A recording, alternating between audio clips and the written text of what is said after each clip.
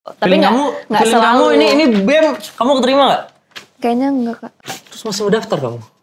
Nice try aja. Nice try. Bungaku udah mekar gitu. Bahagia kamu ngeliat itu? Iya dong. Bahagia itu sederhana. Nah.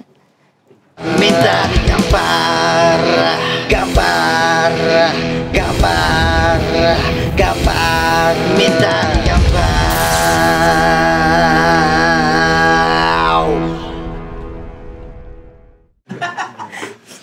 Vokal Director Internal Group. Ini apa nih maksudnya nih? Vokal Director Internal Group. Apa yang kamu lakuin di situ? Ya saya ngedirect vokal anak-anak aja. Ya gitu. Kakak tahu tugas vokal director kan? Enggak. Ya gitu. Kalau misalnya kita recording nih ya, kita recording. Terus harus ada orang yang bisa mendirect biar si penyanyinya ini bisa menyampaikan lagunya dengan baik. Oke. Oh. Berarti kamu yang ngarahin nih. Ya. Misalkan nyanyi-nyanyi kayak gimana? Ya. Kamu nulis lirik? Nulis dikit-dikit ada di lagunya, opsi. Bisa nggak kamu bikinin lirik untuk BEM ini?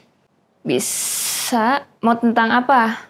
Ininya kasih saya tema deh. Temanya perjuangan. Perjuangan. Perjuangan rakyat bawah. Perjuangan rakyat bawah. Yes. Oke. Sekarang banget. Loh, ini kita lagi sesi interview deh. Oke. Kamu Perjuangan rakyat bawah. Yes. Ya, oke. Ada slogannya nggak Kak? Ini, minta digampar. Slogannya ini minta digampar. Duk, detak, duk, detak, duk, detak, duk, detak. Perjuangan rakyat bawah mengalunkan kemerdekaan. Minta digampar, jangan gampar kami. Horas. Ya.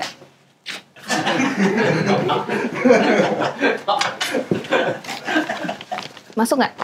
Boleh. Oke. Itu akan jadi salah satu nilai plus kamu ya untuk masuk ke BEM ini. Karena saya lihat juga kamu bisa banyak hal. Kamu juga pernah kerja berbagai macam pekerjaan juga. Kamu pernah jadi guru vokal. Ya. Kamu pernah jadi asisten MUA. Iya. Kamu pernah make upin orang? Pernah. Nah, saya make up sendiri, saya make upin orang. Tapi kalau kayak professionally MUA belum. Oke, berarti kamu tahu nih kalau ini kulit orang tuh bagusnya kayak gimana gitu. Kamu tahu kondisi-kondisi ya. Menurut kamu kondisi kulitnya Pak Jokowi gimana? Kebetulan saya belum pernah ketemu, jadi saya harus bisa melihat langsung. Tapi menurut kamu nggak apa-apa? Itu beneran gak sih Kak? Duh, saya tidak tahu, saya nanya kan kamu yang asisten MUA. Lah ya kan saya juga nggak pernah ketemu langsung, jadi saya nggak tahu itu beneran atau enggak. Oke, vokal director live TikTok. Kamu pernah dapat 300 sampai 400 ribu dalam 2 jam. Itu gimana ceritanya tuh? Coba ceritain. Ya udah, kayak live TikTok biasa aja, nyanyi-nyanyi, nyapa-nyapa, terus tiba-tiba kayak mereka kirim gift gitu. Kalau misalnya ada yang nge-gift kucing, makasih kucing gitu. Terus kayak mereka senang gitu. Terus kayak sapa dong Kak gitu. Ya halo, namanya siapa gitu. Atau kayak semangatin dong Kak, aku besok ujian. Iya semangat ya ujiannya. Terus dikasih mawar gitu kali. Dapat duit? Iya. 300 ribu? Iya. Itu kalau lagi rame. Kan nggak tentu. Kalau lagi sepi? Kalau lagi sepi ya paling 5.000 gitu. 5.000. Kalau lagi sepi tuh berapa orang yang nonton kamu? Ya 18 tuh paling sepi. Masih kamu lanjutin live kayak gitu? Ya masih. Demi dapat 500 ribu itu? Oh enggak, ya karena saya memang mau nyapa fans-fans aja. Punya fans. Ya iya dong, masa nggak punya? Nah jadi kalau misalnya nih kakak butuh kayak orang-orang, suara dari orang banyak yang mendukung nih BEM kita ini, saya bisa kerahkan teman-teman saya. Saya nggak butuh banyak fans deh. Gitu.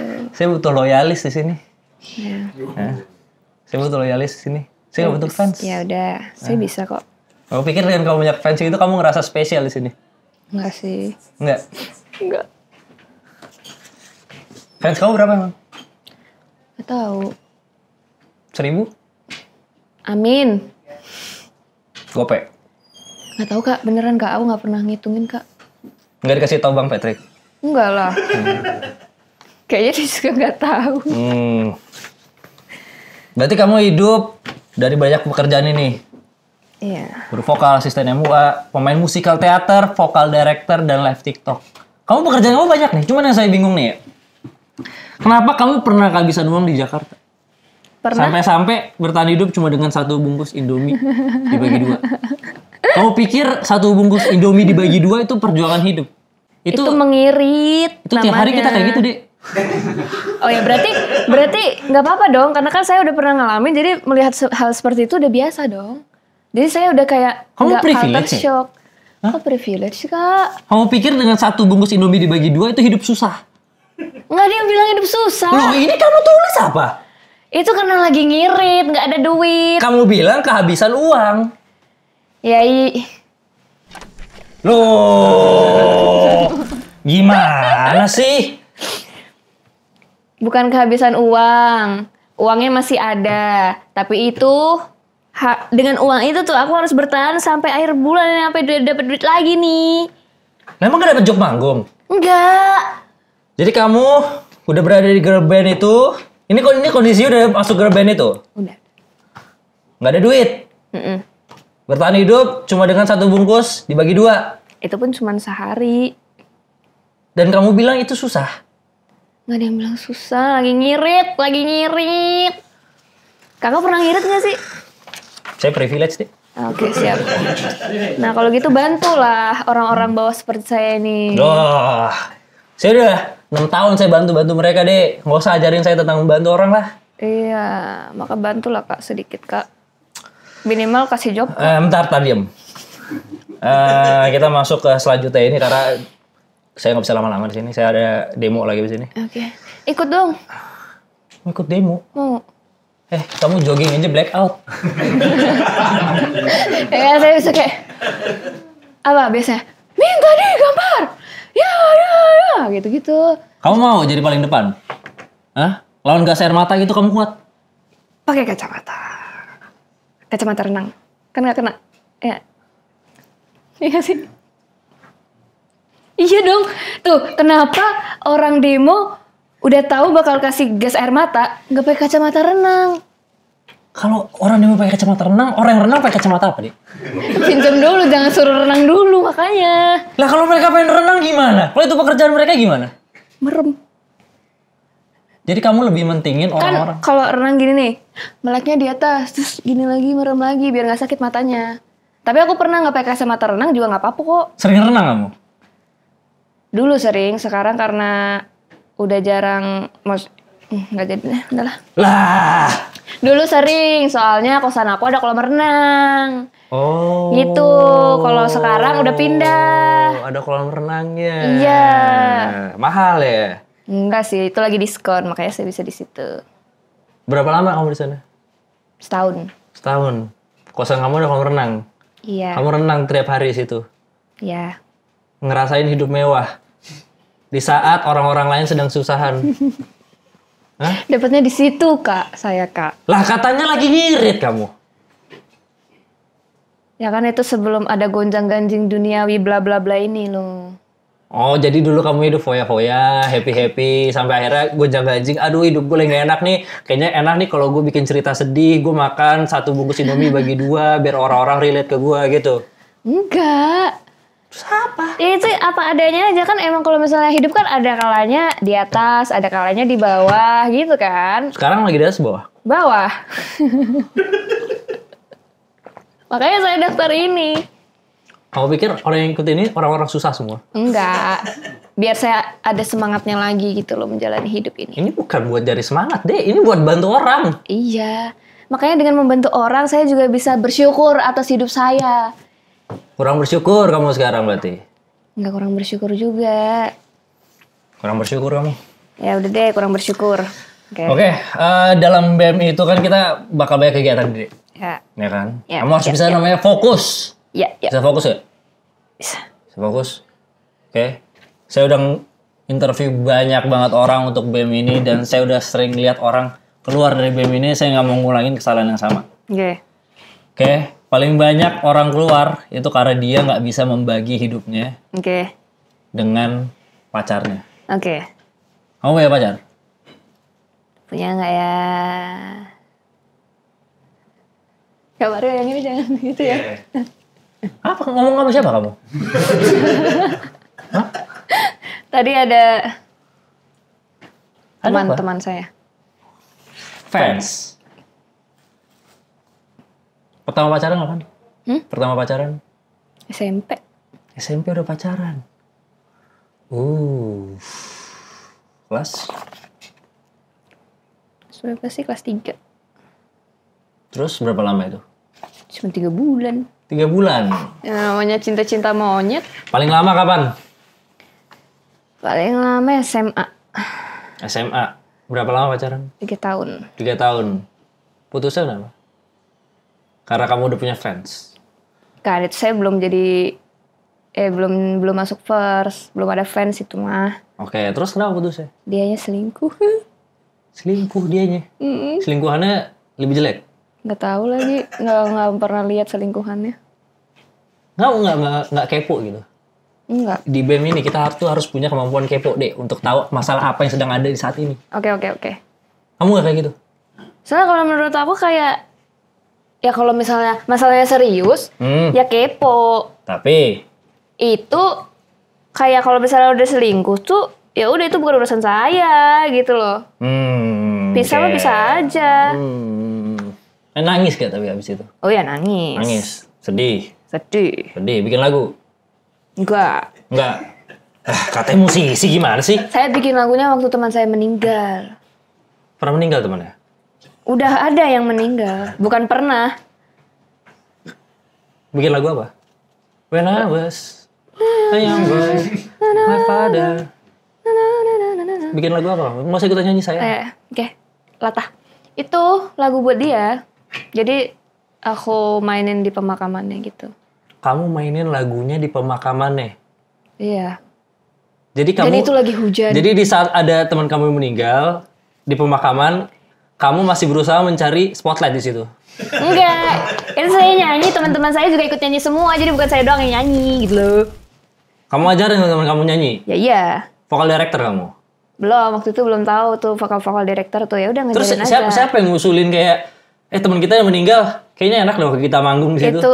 Itu kan sebuah penghormatan gitu loh. Kayak ini persembahan terakhir sebelum kita benar-benar berpisah gitu loh. Sebelum kita benar-benar berpisah. Udah berpisah ya? Ya gitu deh. Emang kakak nggak pernah kayak gitu ya? Apa nyanyi di pemakaman orang? Iya. Nggak pernah lah. Kenapa harus nyanyi di pemakaman orang? Ya mungkin itu menurut Emang saya. orang yang udah meninggal akan mengapresiasi itu? Enggak lah, mengekspresikan dirinya tuh Nangis seperti nggak itu. cukup? Biar indah aja perpisahannya. Indah. Kamu mencari keindahan di situ. Ya maksudnya kayak jangan sedih-sedih, berduka itu nggak bakal ada habisnya kak. Tapi kayak seenggaknya momen-momen itu tuh biar bisa dikenang dengan indah gitu loh. Pernah punya target nikah di umur 24? Tercapai apa enggak? Enggak. Enggak tercapai. Makanya itu, udahlah. Enggak tercapai. Saya sekarang 24. Itu 25? dulu. 25 kapan?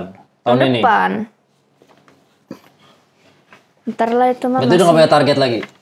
Dalam hidup? Kalau menikah nggak ada. Kalau dalam hidup ya saya mau jadi penyanyi. Saya nggak ngeliat kamu bisa masuk ke BEM ini deh, sejujurnya ya. Ya udah nggak apa-apa kak. Beneran deh. Nggak usah dipaksain. Semua yang dipaksakan itu akan nggak baik ya. Jadi kalau misalnya kakak kayak nggak apa-apa. Saya mah sabar. Tapi kamu berarti emang nggak serius pengen masuk sini? Oh serius. Tapi kan saya nggak bisa memaksakan kehendak orang lain. Gitu.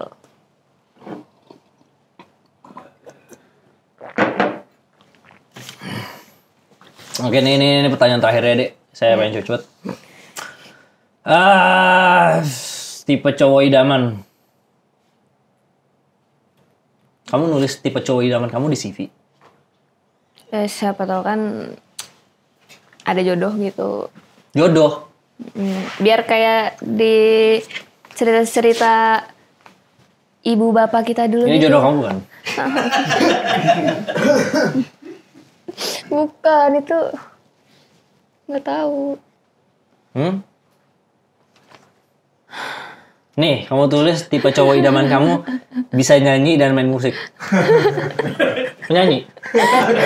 Mana buktinya dia bisa nyanyi? Nah ini Emang pegang mic penyanyi kan bisa aja MC atau yang nyampein pengumuman Nah, tapi dia punya semangat untuk manggung, Dek. atau itu bisa jadi pemimpin upacara. Nah, emang kamu gak suka pemimpin upacara? Nggak ada di CV saya pemimpin Kamu upacara. cari bilang nih ekstrovert. Nih. Nggak lucu tapi Hah? nggak lucu Ekstrovert apa lucu? dua-duanya kan ada tuh Nggak ada kamu tulis ekstrovert dan lucu. humoris emang nggak ada. Nggak ada.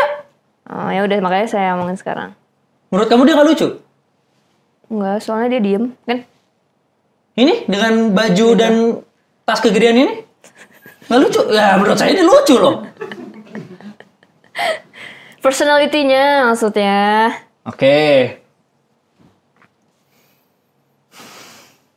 Kak, BTW itu kok kebalik gitu sih, Kak? Bingkainya.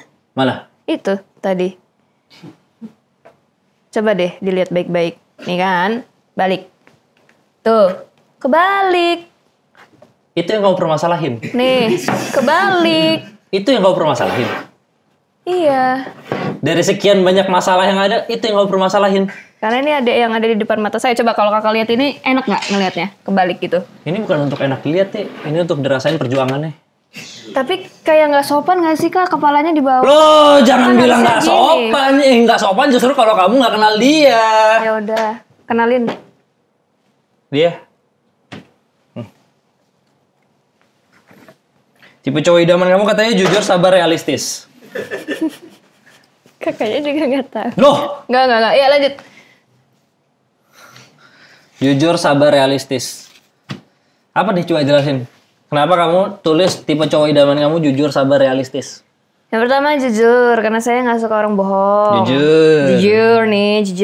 Jujur banget nih ya. Ya. Jujur banget ya. Ya, kenapa Gen Z tuh ngomongnya sebegitu sih?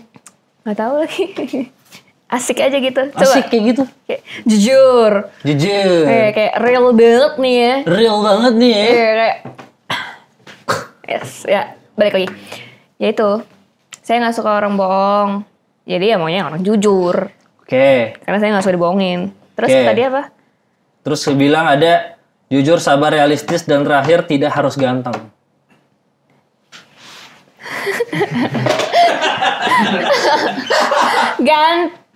Maksudnya kayak kalau ganteng tuh kayak di nomor sekian gitu. Tapi yang penting nih mukanya masih enak dilihat gitu loh. Oh, kamu pikirnya dia nggak ada lihat? Loh, aku nggak ngomongin itu. Hah? Aku Kamu pikir? Aku nggak ngomongin itu loh. Hah? Dari tadi aku nggak bahas itu loh. Jujur, sabar, realistis. Ekstrovert. Bisa nyanyi, main musik, Liam Gallagher. Tapi emang ada orangnya sekarang di sini nggak ada kan? Ini. Iya. Di Kamu- sini nih nggak ada kan? Di BEM ini. Lah, dia yang... Tapi udah berapa umurnya, Kak? Menurut kamu dia umur berapa deh? 30-an something gitu, enggak ya?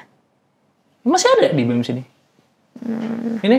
Jujur, sabar, realistis, ekstrovert, bisa nyanyi, main musik. Keren. Nggak harus ganteng. Ya udah kalau gitu ganteng nomor satu. Enggak bercanda. Oh ya lupa, kakaknya nggak usah bercanda ya. Yaudah. Cowok red flag. Kenapa ada tipe cowok red flag? Aku red flag tapi bisa bikin mood. Tahu gak lo gitu? Enggak ya? Ya udahlah.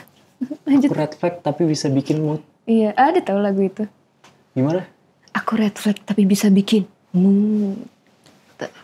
Siapa yang ciptain itu lagi? Ada. Cari di itu internet nanti. Aku red flag tapi bisa bikin mood. Ya. Pakai DJ gitu. Rapper. Lagu. Kita tuh berangkat dari The Beatles, Queen, sampai Queen sekarang. saya suka. Sampai sekarang aku red flag tapi bisa bikin mood.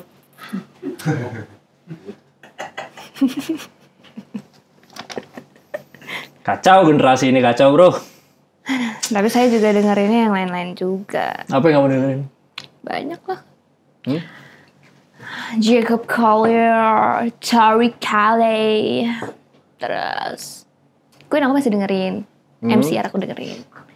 Terus ya yang band-band Indo kayak Juicy Luicy, Tulus, gitu aku dengerin.